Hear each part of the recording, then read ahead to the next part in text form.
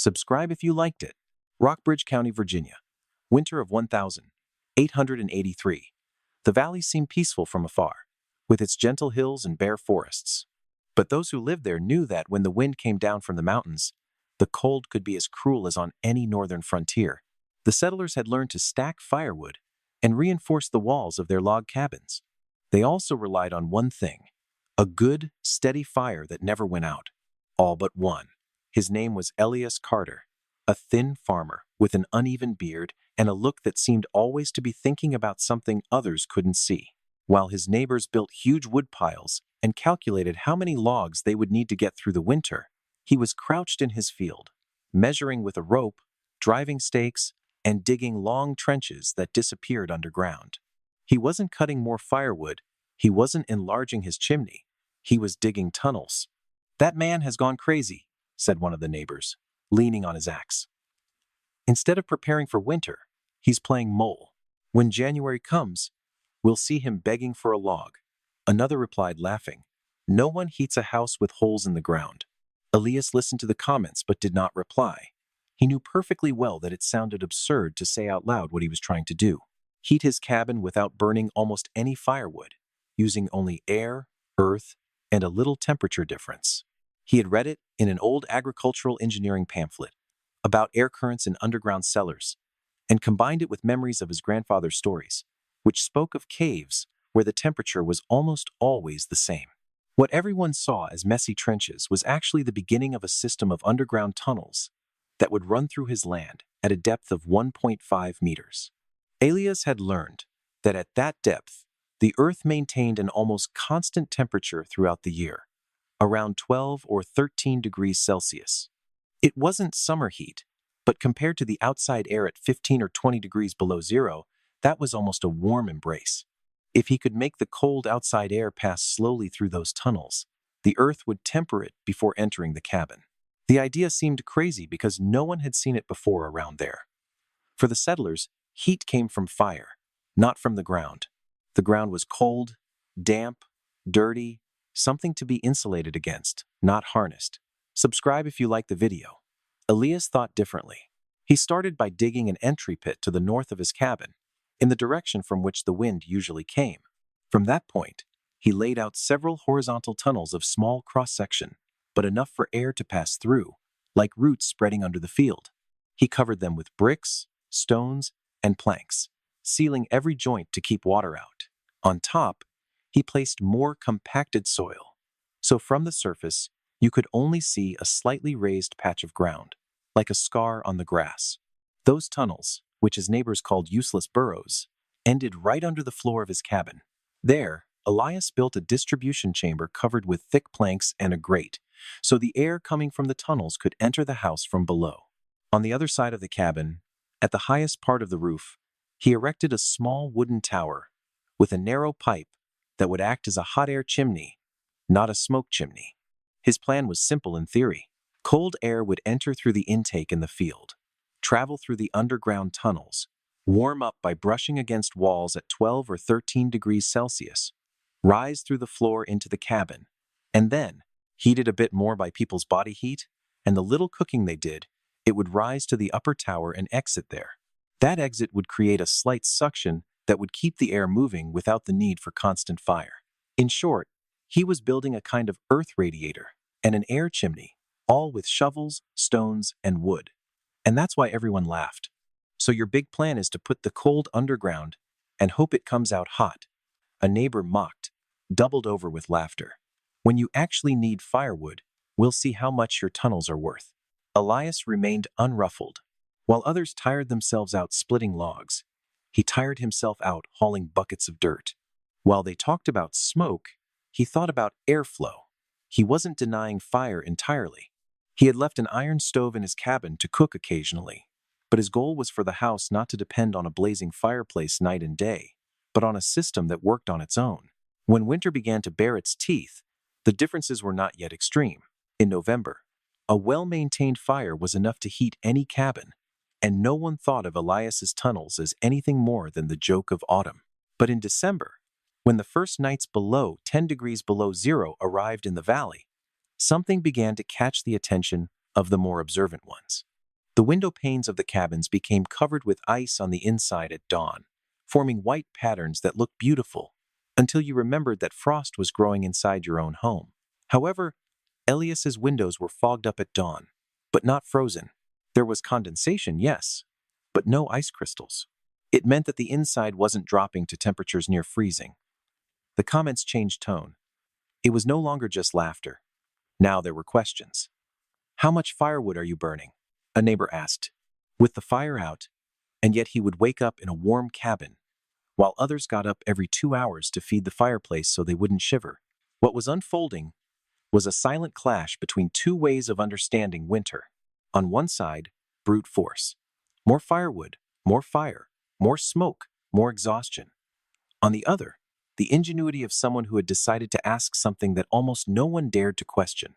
If the Earth maintains an almost constant temperature, why not use it as an ally instead of seeing it only as a cold enemy beneath our feet? The real answer would come with the first big blast of Arctic air that winter, when Rockbridge Valley became an ice trap and Elias Carter's tunnels ceased to be a joke, to suddenly become the only logical explanation for why one cabin stayed at 18 degrees Celsius while the others struggled not to drop below zero. January arrived without ceremony, but with a dry cold that cut to the bone. At first, the days seemed bearable. The sun still made an appearance and allowed a little self-deception. However, one night the wind changed direction and began to blow from the northwest with a persistence that boded no good. The animals grew restless. The dogs howled more than usual, and the oldest people in the place frowned without many words. They had seen that kind of tense calm before. It was the prelude to a sharp drop in temperature. In the space of 2 days, the outdoor thermometer dropped below 15 degrees Celsius below zero and never rose again. Ice took over every bucket of water, every puddle, every crack in the ground. The cabins, which previously seemed sturdy, began to creak. In many, the chimney smoke became denser and lower, a sign that cold air was pressing from above and hindering the draft. The settlers responded as always. More wood, bigger fire, longer vigils. Inside those houses, the scene repeated like a bad ritual. Next to the fireplace, the heat was suffocating. 3 steps away, the cold began to nip at the face. In the corners and in beds away from the fire, blankets were not enough. Families slept with all their clothes on, socks, hats, anything. And yet they woke up feeling as if they had spent the night outdoors. In Elias Carter's cabin, however, the fire did not roar or spit sparks. The iron stove was lit a couple of times a day for cooking and little else. The rest of the time, the main heat source was invisible. A constant flow of air rising silently from the floor, while outside the thermometer showed values below 20 degrees below zero. Inside, a simple instrument hanging on the wall showed something almost none of his neighbors would believe: a stable 18 degrees Celsius. How was it possible that without a fireplace burning all night, without mountains of burning wood, the cabin stayed at that temperature? The answer was underfoot. The air entering through the intake in the field, icy and dense, was forced to travel tens of meters through tunnels more than 1 meter deep. Along that path, the air gave up some of its cold to the ground, and in turn, stole some of its constant temperature. It didn't come out hot, but it came out temperate, much milder than the outside air. That air entering through the chamber under the cabin floor found an interior where there were no violent heat leaks. The low ceiling, well-sealed walls, and lack of internal drafts allowed every liter of air rising from the tunnels to add another small degree to the overall temperature. Elias's body, the residual heat from the iron stove, even the heat emitted by the few small animals that sometimes entered, everything added up. And while that happened, the extraction tower on the roof did the rest. The warmer air, rising, found its natural exit through that pipe, creating enough pressure difference for the temperate air to keep entering from below without any machine. Given how simply the tunnels worked, Harper didn't know whether to admire it or consider it dangerous. On one hand, what he said made sense. The Earth, at a certain depth, did not follow the madness of the outside climate. It maintained an almost constant temperature that could be used to improve the interior. On the other hand, accepting that meant admitting that everything they had done for years, splitting wood nonstop, building giant chimneys, fighting with smoke, all of that had been a clumsy way of tackling the problem. Rumors spread quickly. Some kept saying Elias was lying, that he surely lit a big fire at night and then boasted about it in the morning. Others, those who entered his house and felt the air themselves, knew it wasn't a story. The fact that spread from mouth to mouth was simple. While the other cabins struggled to stay just a few degrees above zero, Elias's remained at 18 degrees Celsius without a fireplace devouring wood. As the days passed, when the cold gave no respite and the stacks of logs began to decrease alarmingly, mockery turned into respect wrapped in fear. What had started as the tunnel crazy man was becoming the only one who would make it to March without running out of fuel. And that, in such a winter, was the difference between enduring discomfort or truly risking not surviving to tell the tale. The cold wave didn't retreat in a week or two. It stayed. The nights became long, heavy, full of creaking wood and weary sighs. Several settlers began to burn not only firewood but also old furniture, broken tools, anything that could feed the fire, even if only for a couple more hours.